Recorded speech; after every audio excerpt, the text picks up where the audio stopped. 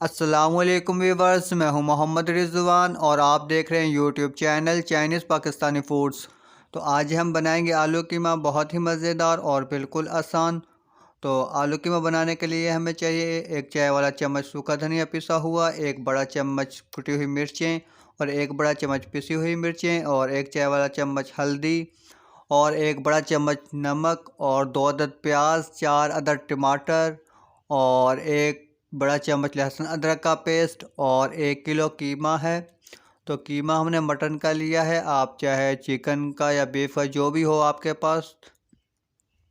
तो उसके बाद एक पतीली लेंगे और उसके अंदर डालेंगे आधा कप ऑयल और उसके बाद इसके अंदर शामिल कर देंगे प्याज कटे हुए। तो प्याज को जो है यहाँ पे ब्राउन कर लेंगे, दरमियाने ब्राउन कर लेंगे। तो कीमा जो है अक्सर पकने के बाद उससे स्मेल आती है, तो वो इंशाल्लाह नहीं आएगी आप अगर इस तरह बनाएंगे तो यहाँ पे प्याज जो है वो ब्राउन हो चुके हैं और इसके बाद हम इसके अंदर नमक शामिल कर देंगे और उसके बाद इसके अंदर लहसुन अदरक का पेस्ट डालेंगे और इसको एक अच्छी तरह हिला लेंगे, मिक्स करेंगे।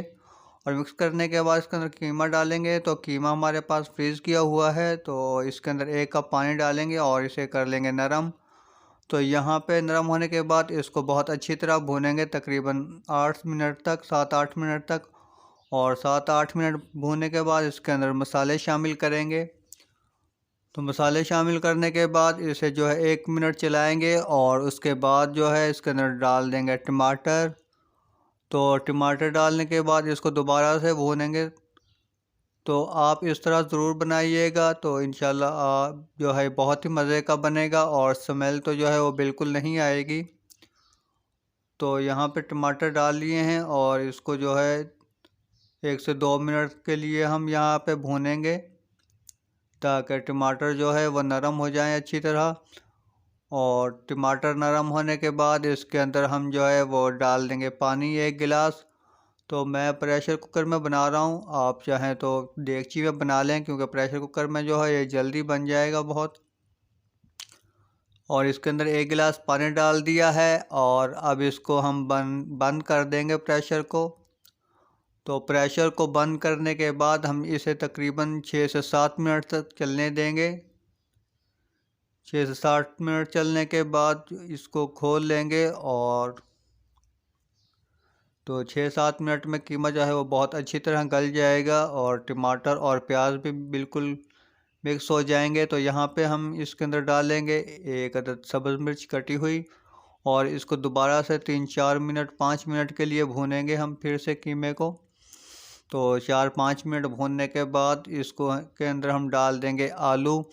तो आलू जो है इसके अंदर ज़्यादातर छोटे क्यूब्स में ही कटे हुए डलते हैं। तो अगर आप बड़े क्यूब्स में डालना चाहें तो वो आपकी मर्ज़ी है, लेकिन यहाँ पे मैंने छोटे क्यूब्स में आलू लिए हैं और आधा किलो आलू हैं। तो इनको 2 से 3 मिनट के लिए भूनेंगे यहाँ पे तेज़ आंच करके। तो आप भी 2-3 मिनट ही इनको भूना करें क्योंकि ज़्यादा भूनने से जो है आलू वो सख्त हो जाते हैं।